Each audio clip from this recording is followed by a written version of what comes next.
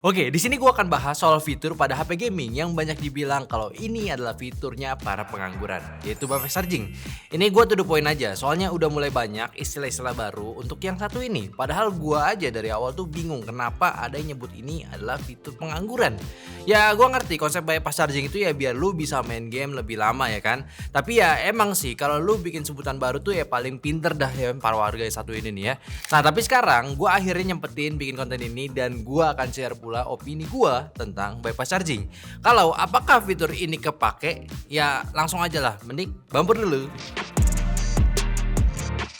Oke, selamat datang di channel nyantai dengan gua Ali, dan sebelum kita deep dive soal fitur yang cukup demanding buat HP-HP yang jual performance, kita harus tahu dulu definisinya itu apa, biar nggak salah tangkap. Jadi bypass charging itu fitur teknologi yang bisa ngalirin arus listrik langsung ke handphonenya tanpa harus melalui baterainya dahulu.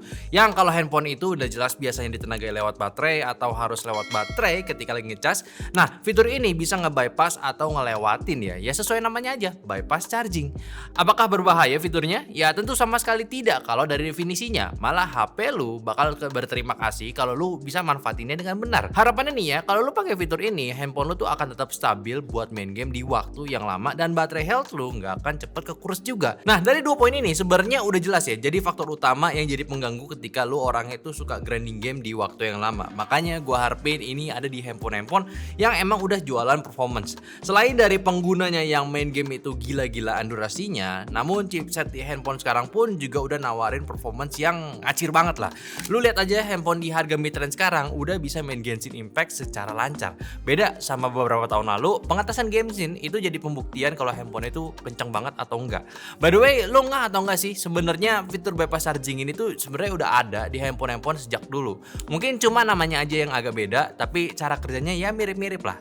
Yaitu biasa disebut battery saver ya. Yang nggak cuma di handphone, laptop pun juga ada yang biasanya tuh ke cut off charging ketika di 80% lah, jadi nggak ngecas lagi.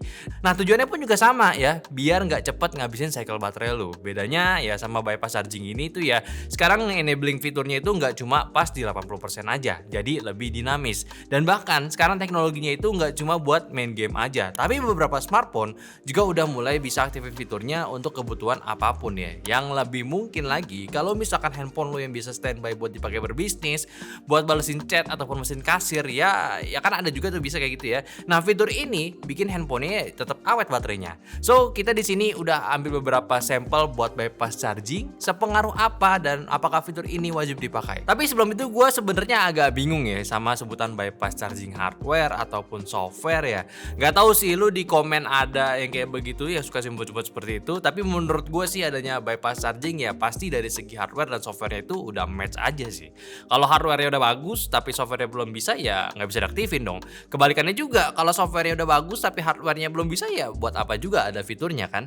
Atau mungkin sebutannya kayak gyro kali ya boleh lah sebutan kayak begitu. Jadi ya gue coba lebih pahamin aja maksud dari hardware dan software menurut kalian.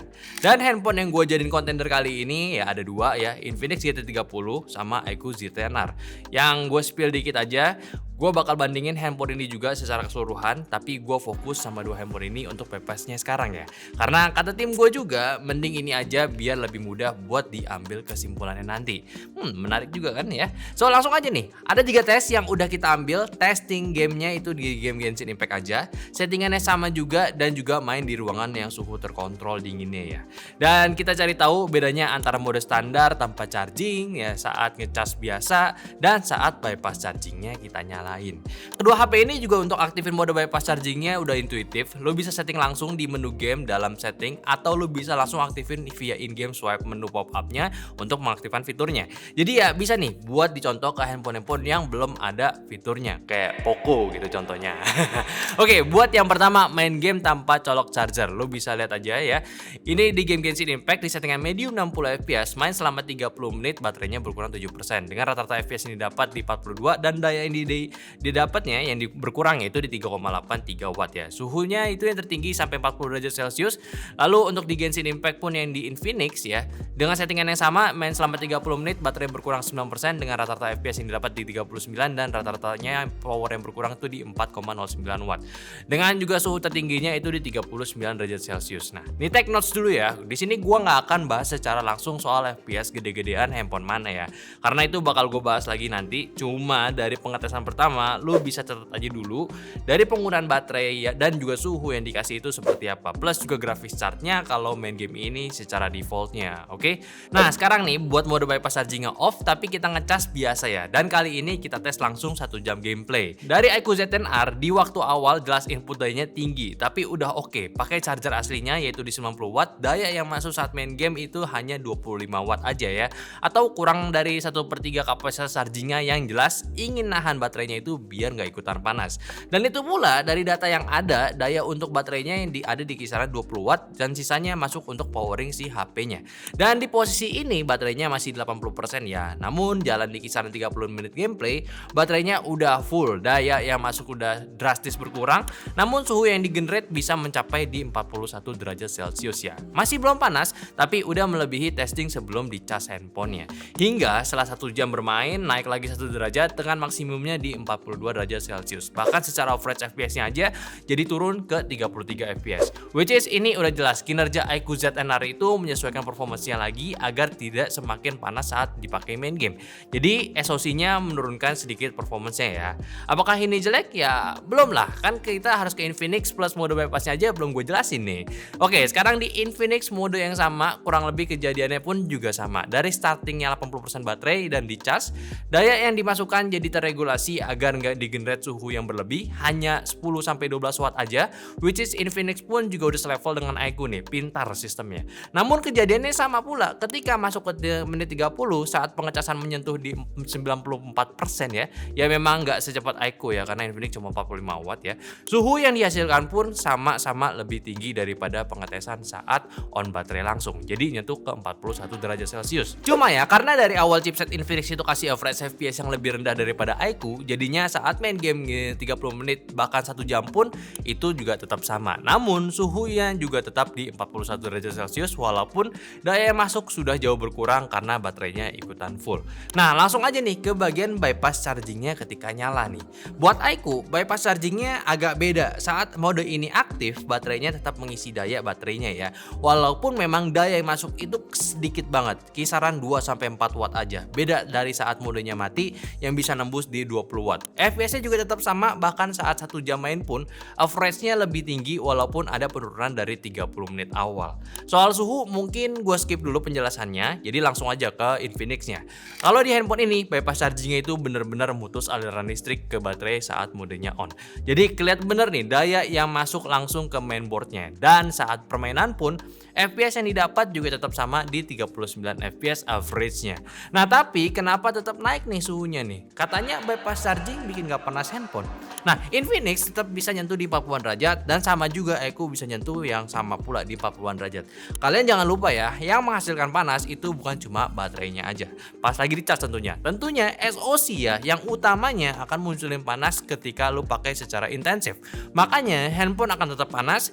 Dan tapi yang harus lu lihat juga suhu modenya aktif dan tidak, apakah ada penunjukan perbedaan dan apakah pengaruh ke average FPS-nya pun juga ada pengaruhnya. Jawabannya iya, tetap suhu akan naik karena kinerja SoC yang dipush, tapi karena suhunya itu tergolong masih adem, gak nyentuh batas panas yang ditentuin sama handphonenya, masih bisa kasih average FPS yang lebih tinggi daripada saat lu main game sambil ngecas aja. Dan kalau lu bilang, ya lah bang cuma 1 derajat doang gak ngaruh lah ya. Ya gua pun awalnya juga berpikir seperti itu, tapi kalau lu cek lagi, perbedaan 1 derajat aja itu sebenarnya udah cukup kerasa sebenarnya, apalagi di titik kritisnya. Misal nih ya, kalau handphone yang di setting panas itu saat 40 derajat Celcius ya mesti dibikin slow performance-nya biar nggak lebih panas lagi. Nah, temperatur stabil di 41 derajat Celcius aja sebenarnya udah aman. HP nggak bakal throttling lebih cepat jadinya. Bahkan perbedaan suhu dari 41 ke 42 aja, kalau lu udah terbiasa saat lu pegang, itu akan ngerasa nih. Rasa beda suhu suhunya lah. Tapi tetap kalau lu coba main game lain mungkin bisa aja beda temperaturnya lebih besar lagi. Ini kita tes ya Genshin ya, jelas performance intensif kan. Nah jadi apakah bypass charging itu udah oke? Gue yakin lu sekarang gatal ya mau nanya lagi, kalau bypass charging itu skip baterai kenapa IQ ZN-R masih ngecas ya? Ya jawaban gue simpelnya ya gue nggak tahu apakah ini desainnya seperti itu atau memang belum optimal ya. Gue nggak bisa bilang ini software punya atau enggak ya, tetap dia nurunin wattnya saat bypass chargingnya nyala, suhunya pun gak sepanas saat pas modenya mati, dan average FPS-nya pun juga masih tergolong lebih tinggi juga kan. Kurang lebih ya sama kayak Infinix, cuma ini masih ngecas aja. Jadi gue nggak bisa bilang apakah ini belum optimal atau memang disengaja. Soalnya kalau disengaja pun sebenarnya sih ini ya oke-oke aja. Lu main lama dengan fiturnya ini, setelah lu main pun baterainya udah penuh lagi. Jadi kalau lu langsung mau aktivitas ya IQ udah ready. Beda sama Infinix yang stop charge saat fiturnya aktif. Jadi kalau lu misalkan mainnya di posisi baterai 40% ya selama ini tetap 40%. Tapi ya bukan jadinya Infinix jelek loh. Ini sudah sesuai dengan definisi awalnya. Masih bagus ya, nggak perlu gue kasih opini lagi. Hasilnya pun juga udah membuktikan kok. Dan satu pertanyaan lagi deh buat IQ. Kalau misalkan masih tetap ngecas, berarti baterai cycle-nya bakal nambah juga dong. Ya pasti sih, ya kan dicas ya. Tapi ya gak bakal sama kayak lu charge biasa lah atau full speed handphonenya. Lu lihat aja tadi pas ngetes yang masuk itu cuma 2-4 watt doang ke baterainya. Lebih lambat itu naiknya ya. Jadi ya menurut gua nggak perlu dipermasalahin lah. Jadi ya gue bisa simpulin kayak gini. Istilah bypass charging hardware ataupun software apakah itu real? Ya gue sih nggak tahu ya. Tapi gue nggak mau buat istilah-istilah yang aneh dulu lah. Takutnya misleading informasi atau kayak gimana gue nggak ngerti. Dan apakah IQ bypassnya belum beres? Ya gue nggak tahu juga. Hal ini perlu dikonfirmasi lagi sebenarnya apakah ini by design atau memang belum optimal. Tapi fitur bypass charging di kedua HP ini yang udah kita tes sudah cukup ngebuktiin kalau fiturnya itu nggak sekedar gimmick. Semua jalan lancar saat kita tes dan gak ada anomali lain seperti FPS-nya ngedrop, suhunya malah overheat, gak ada sesuai sama ya harapan kalau lu pakai fitur inilah.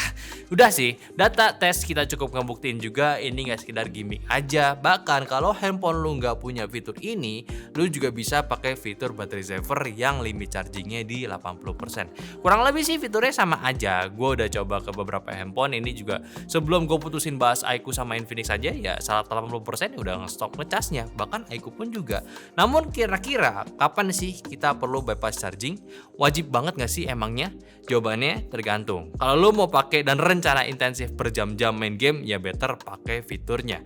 Gak ada salahnya, malah bikin handphone lu lebih awet. Bakal lebih stabil maksud gua. Bakal tetap nyaman mainnya karena panasnya ya gak bakalan lebih cepet naik. Apalagi kalau fiturnya bisa digunain di luar mode game juga. Ini bisa lu pakai untuk aktivitas yang berlangsung di durasi yang panjang juga.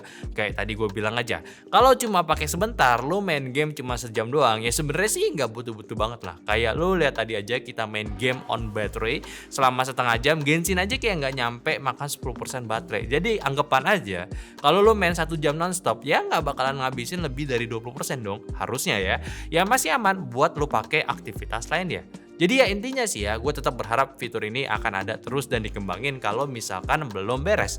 Dan diadain juga buat handphone-handphone yang jualan performance tentunya. Karena ini ngebantu banget buat ngejaga handphonenya itu tetap awet. Cuma lagi-lagi, gue ingetin buat lo semua selalu pakai charger asli. Jaga charger bawaan handphonenya itu jangan sampai hilang ataupun rusak, atau bahkan kalau cari penggantinya cari yang punya kualitas bagus lah ya. Gua nggak jamin kalau lu pakai charger abal-abal handphone lu bakal awet. Terus ada kemungkinan lebih besar kalau handphone lu tuh bakal rusak chargernya ya karena kualitasnya jelek. So gimana menurut kalian? Kira-kira faktor apa lagi yang gue belum mention? Coba aja kita diskusin semuanya di kolom komentar. Oke? Tapi kalau kalian pengen nyobain juga dua handphone ini silahkan lu beli aja. Ya gue taruh di YouTube Shopping ya, IQ ZN-R dan juga Infinix GT30. Nih handphone di harga entry level yang sangat menarik. Tapi ya kalau kalian masih penasaran mending ini atau ini ya tunggu aja videonya karena kita bakal bahas kedua handphone ini secara bersamaan. Tapi seperti biasa jangan lupa juga untuk follow sosial media kita yang ada di Instagram, TikTok, Facebook, Discord yang semua link di deskripsi. Dan follow juga akun unboxing kita di Kongga Dinyantai. Dan yang terakhir sampai jumpa di videonya selanjutnya. Bye bye.